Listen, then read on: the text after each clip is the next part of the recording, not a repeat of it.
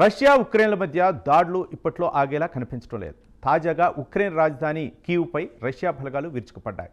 డ్రోన్లతో రష్యా చేసిన దాడుల ఫలితంగా 13 మందికి పైగా చనిపోయారు. కాగా కీవ్లోని అనేక భవనాలు నేలమట్టమయ్యాయి. శిథిలాల కింద చిక్కున్న వారి కోసం సహాయక చర్యలు ముమ్మరం చేశారు.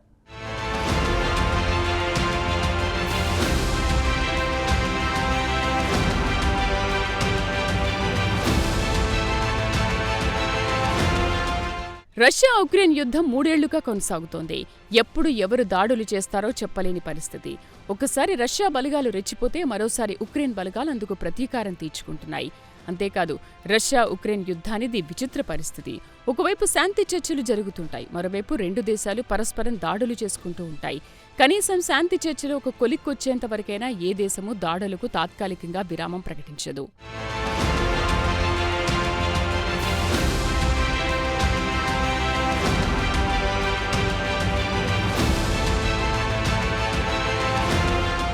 తాజాగా ఉక్రెయిన్ రాజధాని కీవ్ నగరంపై రష్యా బలగాలు విరుచుకుపడ్డాయి. ఈ దాడుల్లో భాగంగా డ్రోన్లను ప్రయోగించింది రష్యా. కాగా రష్యా నుంచి ఒక్కసారికి వచ్చిన డ్రోన్లు కీవ్ నగరాన్ని దారుణంగా దెబ్బతీశాయి. కీవ్ నగరంలోని అనేక నివాస భవనాలను టార్గెట్ చేసుకుని డ్రోన్లు ప్రయోగించింది రష్యా. దీంతో కీవ్లో భయానక పరిస్థితి నెలకొంది. రష్యా దాడుల కారణంగా అనేక మంది చనిపోయారు. ప్రాథమిక లెక్కల ప్రకారం 13 మందికి పైగా చనిపోయారు. పదుల సంఖ్యలో గాయపడ్డారు. దాదాపుగా 150 మంది వరకు గాయపడ్డట్లు సమాచారం. గాయపడ్డ వారిలో చిన్నారులు, మహిళలు కూడా ఎక్కువ సంఖ్యలో ఉన్నారు. అయితే రష్యాతో యుద్ధం ప్రారంభమయ్యాక దాడుల్లో ఇంతమంది చిన్నారులు గాయపడ్డం ఇదే తొలిసారి అంటున్నారు ఉక్రెయిన్ అధికారులు.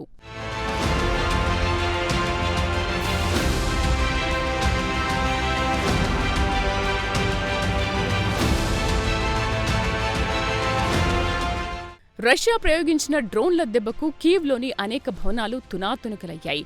పెద్ద పెద్ద భవంతులు పేకమేడలా కూలిపోయాయి. దీంతో భవన శిథిలాల కింద అనేక మంది చిక్కుకున్నారు. వీరిలో ఎంతమంది ప్రాణాలతో ఉన్నారో, ఎంతమంది చనిపోయారో తెలియడం లేదు. ముందుగా శిథిలాల కింద చిక్కుకున్న వారిని బయటకు తీసే పని చేపట్టారు. ఇందులో భాగంగా సహాయక చర్యలు చేపట్టారు. అలాగే ఉక్రెయిన్ వ్యాప్తంగా ఎమర్జెన్సీ డిక్లేర్ చేసింది అక్కడి ప్రభుత్వం.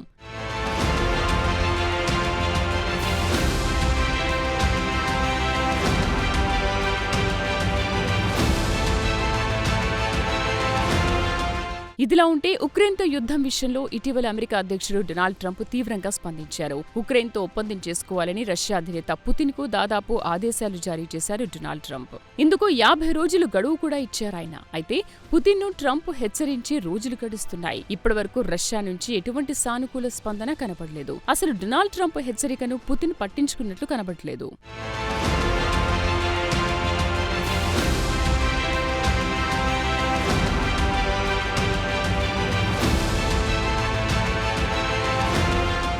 అయితే ఉక్రెయిన్తో ఒప్పందం విషయంలో పుతిన్కు తన ఆలోచనలు తనకున్నాయి. రష్యా భద్రతతో ముడిపడి ఉన్న ఎటువంటి ఒప్పందాన్ని చేసుకునే ప్రసక్తే లేదని పుతిన్ గతంలో అనేకసార్లు కుండబద్దలు కొట్టారు. అదీగాక ఉక్రెయిన్తో దాడుల విషయంలో ఇటీవలి కాలంలో నాటో కూటమి కూడా ఎంటర్ అయింది. నాటో కూటమిపై పుతిన్ తీవ్ర ఆగ్రహంతో ఉన్నారు. నాటో కూటమి వల్లనే రష్యా భద్రత పెను ప్రమాదంలో పడిందన్నది పుతిన్ భావనగా కనిపిస్తోంది. అంతిమంగా రష్యా దరిదాపుల్లో నాటో కూటమి అనే మాట వినిపించరాదన్నది పుతిన్ ఆలోచనగా కనిపిస్తోంది. అయితే నాటో కూటమి అనేది అమెరికా కనుసన్నల్లో నడిచే సంస్థ. ఏమైనా నాటో కూటమిని అమెరికా కంట్రోల్ చేయదన్నది వాస్తవం.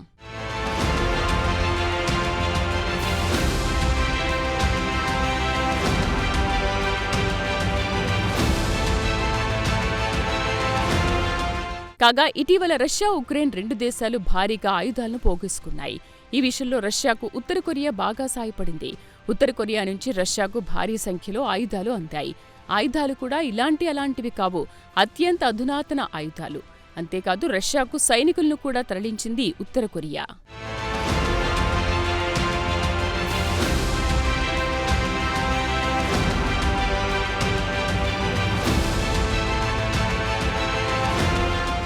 కాగా ఉక్రెయిన్కు కూడా ఇటీవలి కాలంలో భారీగా ఆయుధాలు అందాయి. ప్రధానంగా పశ్చిమ దేశాల నుంచి ఉక్రెయిన్కు ఆయుధాలు అందాయి.